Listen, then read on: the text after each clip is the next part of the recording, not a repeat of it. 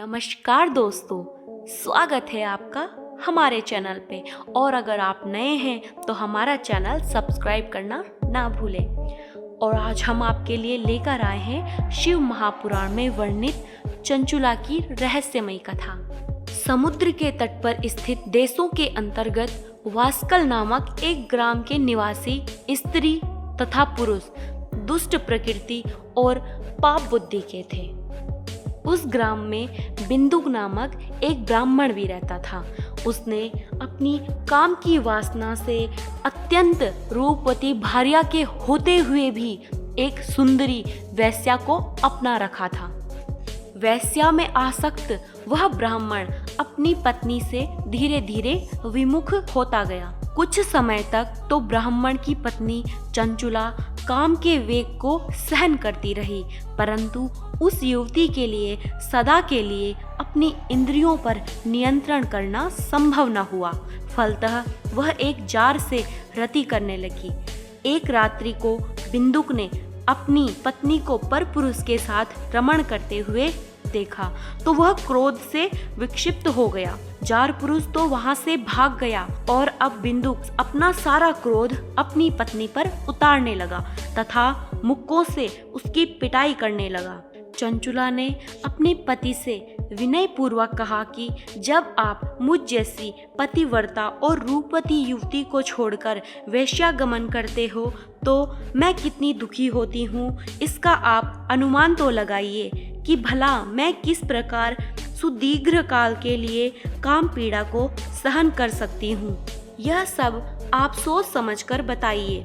पत्नी के वचनों को सुनकर वह बिंदुक बोला, प्रिय, तुम्हारा विश्लेषण सत्य है।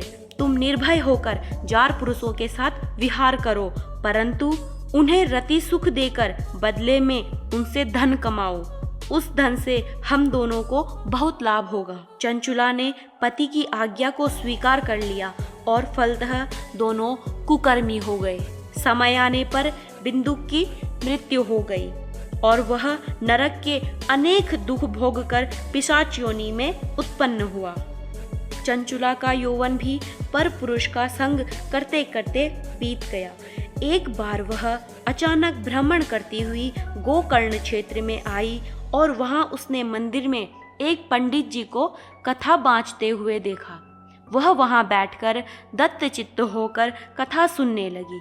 उसने कथा में जार पुरुषों में आसक्त स्त्रियों का दुष्परिणाम नरक भोग की बात जो ही सुनी तो ही वह कांप उठी।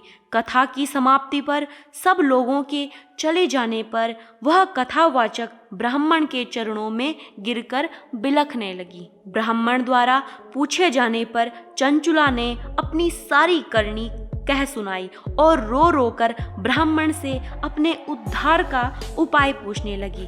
ब्राह्मण ने कहा कि जिस शिव पुराण की कथा को सुनकर तुम्हारे चित्त में विवेक जागृत हुआ है, उसी पुराण को सुनने से तुम्हारा मोक्ष हो सकता है। ब्राह्मण ने कहा, जिस प्रकार निर्मल दर्पण में प्रतिबिंब सही दिखता है, उसी प्रकार शिव पुराण के सुनने से अंबिका सहित भगवान शिव का साक्षात्कार हो जाता है। अतः हे ब्राह्मण स्त्री, तुम्हारे कल्याण का एकमात्र उपाय शिव पुराण का श्रवण ही है। ब्राह्मण के वचन सुनकर उसके प्रति आभार प्रकट करती हुई चंचुला उससे ही शिव कथा सुनाने का अनुरोध करने लगी। ब्राह्मण ने उस दीन अबला की प्रार्थना को स्वीकार कर लिया। चंचुला ब्राह्मण द्वारा बताई गई विधि से स्नान करके शरीर पर भस्म लगाकर और रुद्राक्ष धारण करके भक्ति पूर्वक शिव पुराण का श्रवण करने लगी। इस प्रकार शिव के ध्यान में मग्न होकर ही चंचुला ने शरीर त्याग लिया और शिवपुरी में पहुंचकर उमा सहित भगवान शंकर के साक्षात दर्शन किए। उसकी श्रद्धा भक्ति को देखते हुए पार्वती ने उसे नित्य के लिए अपना सामीप्य प्रदान किया।